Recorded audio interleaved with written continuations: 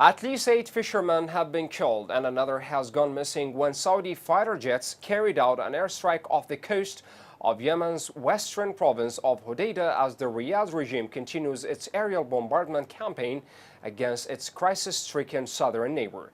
An unnamed military source told the al-Masirah television network that the aircraft struck a fishing boat and waters off the coast of al-Khawkhah district located more than 150 kilometers southwest of the capital Sana'a on Friday evening. Saudi Arabia has been incessantly pounding Yemen since March 2015.